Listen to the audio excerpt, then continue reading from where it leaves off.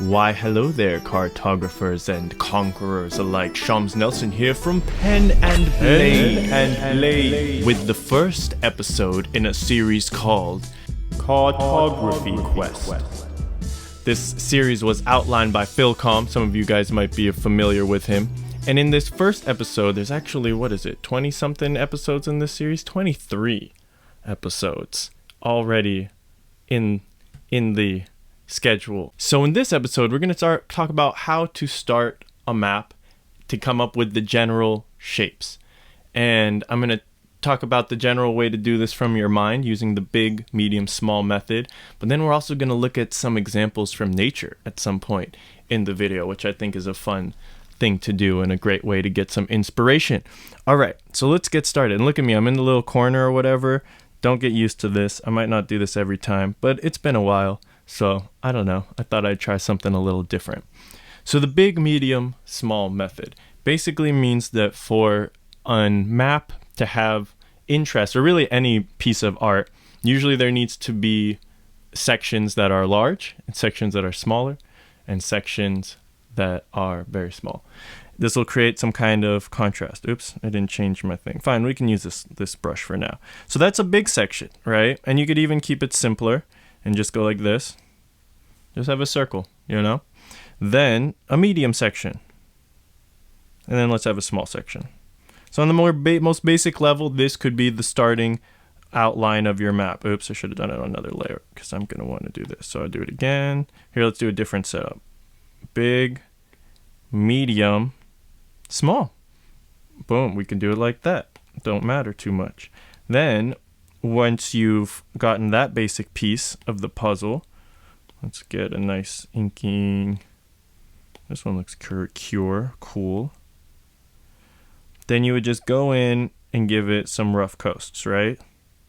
But watch, if I just follow the outline of it, that looks kind of like a weird, like bacteria. Doesn't really look like an island. What's missing? Within this landform, we want to have some intrigue. So let's throw some bays in there. And some peninsulas. That's basically how the two things you can do on a shoreline is you can extend it out from the main landmass, or you can, make it come in. And either way, you're going to add some intrigue to it. In addition, each of these smaller landmasses can have the three things. So see how this area and this area are kind of the same size?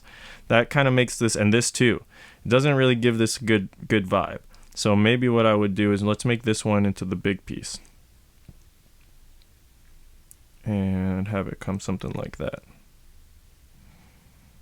I think that's slightly more interesting. Still, these two seem like the same size. So maybe let's make this into a small piece. All right, we're starting to get something a little more interesting, I think. What if we make this into a very small little connecting area? I feel like that adds a lot of intrigue to the map. Here we can have the same thing where maybe when these two land masses, one thing I like to think of is, I did a separate video on this, is like the plate tectonic method. So to think like, okay, well, what if these two little pieces, this one and this one, were on separate plates under the earth? So maybe this one's moving that way and this one's moving this way, let's say. They don't have to be coming at each other. So in that case, what would happen is maybe, I don't know, I'm getting a feeling that this piece would, and then there would probably be some mountains here, which we'll get to eventually, where they push up against each other. Something like that. And so while we're doing this, let's think about big, medium, and small. Here's a bigger one, small, and then let's do medium like that, right? So I can just kind of keep that in my mind if I want to. And I don't always work this. Sometimes I just do random stuff and just kind of see what happens. But I wanted to provide a little more framework, because sometimes you'll do a random thing and you're like, it doesn't look that great for some reason. I don't know why. And the reason often is that the shape language, like the fundamental shape language underneath it all, is too boring or, not organic enough, kind of like almost not random enough, because, your human mind has been too organized. So I kind of like this. This is a pretty natural looking landform to me, and that's kind of it. I don't want to get too much into detail because we've got a whole series of videos that we're going to go into detail of all the other little aspects. But just to reiterate, I think the main things you want to think of is thinking big, medium, and small. And then the second thing you want to think of is bays and peninsulas, which look the same without context. Peninsulas.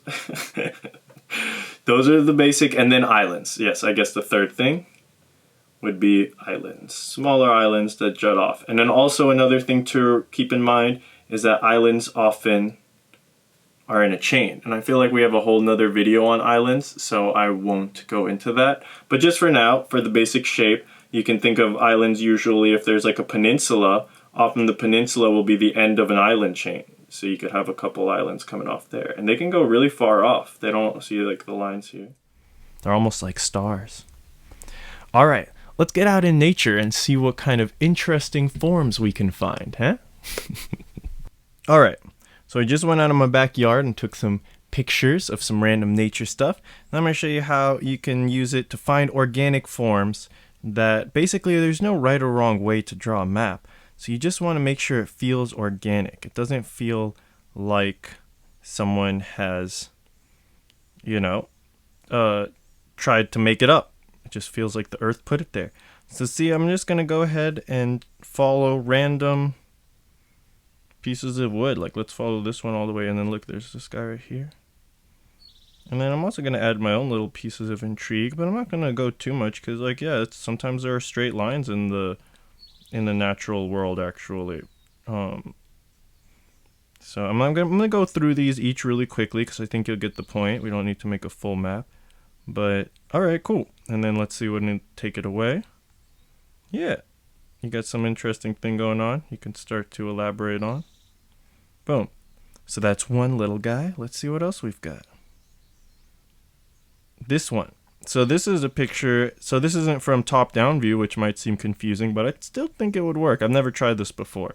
But I figured that the shape of the plant itself should yield some kind of cool natural organic shape.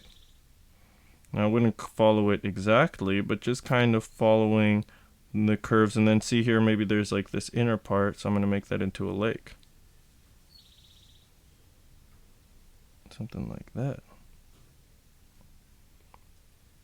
Okay, and then this might come over here.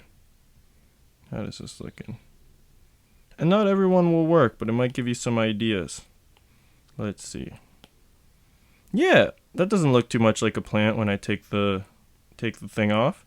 If you added some mountains or whatever, you would start to have a really organic looking map. A very popular one. Oh, here, I won't do this one because you kind of it'll be the same idea. But like, for instance, this could be a little island, So that's kind of cool. And then the last one that you see a lot is oil or water. So I did a little video. I'm not sure if I'm going to edit that in or not. But just taking how the water falls and using that as the basis for an island or coastline of any sort.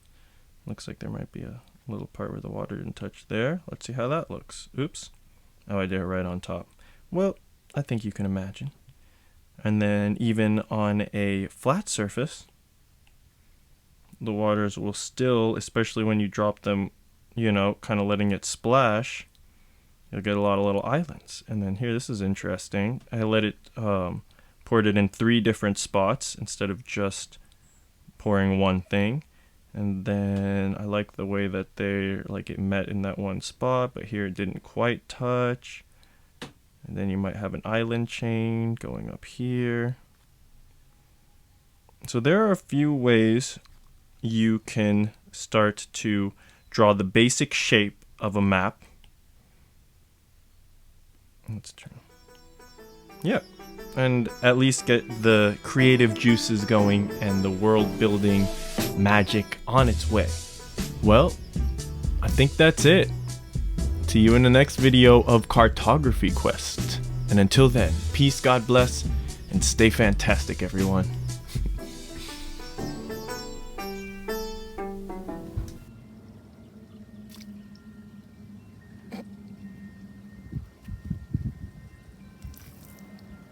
I